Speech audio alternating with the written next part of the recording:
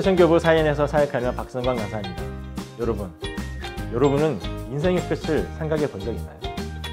여러분이 암이란 질병에 걸려 의사로부터 남은 시간이 일주일밖에 남지 않았습니다만을 듣게 된다면 여러분은 어떨 것 같습니까? 그리고 그 남은 일주일 동안 여러분은 무엇을 하시겠습니까? 오늘 말씀을 묵상하며 우리의 마지막에 대해 묵상해 보길 바랍니다.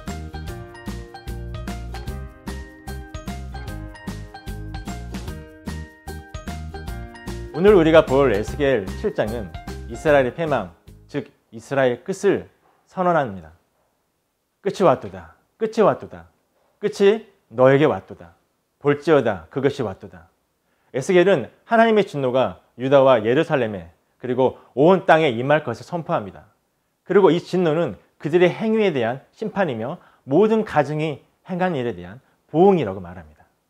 하나님은 궁율의 하나님이지만 하나님의 심판의 때에는 그 궁율을 찾아볼 수 없고 그들의 행위대로 벌하심으로 하나님의 이름을 온 땅 가운데 알리신다고 말합니다. 에스겔은 하나님의 진노가 임하는 날을 다음과 같이 표현합니다. 모든 손은 피곤하고 모든 무릎은 물과 같이 약할 것이라. 두려움이 그들을 덮을 것이요 모든 얼굴에 수치가 있고 모든 머리는 대머리가 될 것이며 은은 거리에 던지고 금을 오물같이 여기리라. 패망에 이르리니 그들이 평강을 구하여도 없을 것이라. 환난에 환난이 더하고 소문에 소문이 더할 때에 그들이 선지자에게서 묵시를 구하나 헛될 것이며 제사장에게는 율법이 없어질 것이요 장로에게는 책량이 없어질 것이며 왕은 애통하고 고관은 놀람을 옷 입듯 하며 주민의 손은 떨리리라.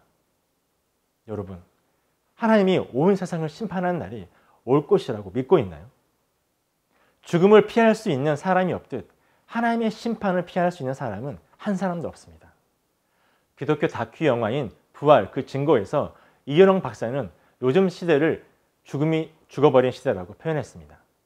죽지 않으므로 역설적이게도 부활을 경험하지 못하는 시대를 표현한 것입니다. 저는 이 시대를 하나님의 심판이 사라진 시대라고 말하고 싶습니다. 하나님의 심판이 사라짐으로 하나님에 대한 경외감이 사라져버렸습니다.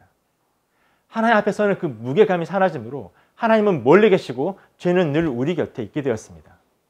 자신이 죄인임을 깨달아야 복음의 능력을 온전히 경험할 수 있듯이 하나님의 심판에 대한 두려운 마음이 있어야 구원의 은혜를 온전히 경험할 수 있습니다. 하나님은 수많은 선지자를 통하여 이스라엘을 향해 심판의 경고를 하셨습니다. 그러나 이스라엘은 마음이 굳어져서 듣지 않고 계속해서 악을 행하며 하나님 앞에서 멀어져 갔습니다. 하나님은 지금도 우리를 향해 경고하고 계십니다. 여러분, 하나님이 보내시는 경고의 메시지를 듣고 계시나요? 우리는 그 경고를 듣고 죄를 향해 가는 발걸음을 멈추고 하나님께로 돌아가야 합니다. 하나님의 심판에 대한 두려운 마음을 가지고 하루하루를 죄와 싸우며 성령을 의지하며 살아야 합니다. 하나님의 심판은 우리를 완전히 멸망시키려고 하심이 아닙니다. 죄를 깨닫고 하나님께로 돌아오기를 원하시는 것입니다. 역대하 7장 14절에서 하나님은 말씀하십니다. 내 이름으로 일컫는 내 백성이 그 악한 길에서 떠나 스스로 겸비하고 기도하여 내 얼굴을 구하며 내가 하늘에서 듣고 그 죄를 사하고 그 땅을 고칠지라. 매일 스스로 겸비하며 하나님의 은혜를 구하고 살아가는 여러분이 되기를 기도합니다. 샬롬.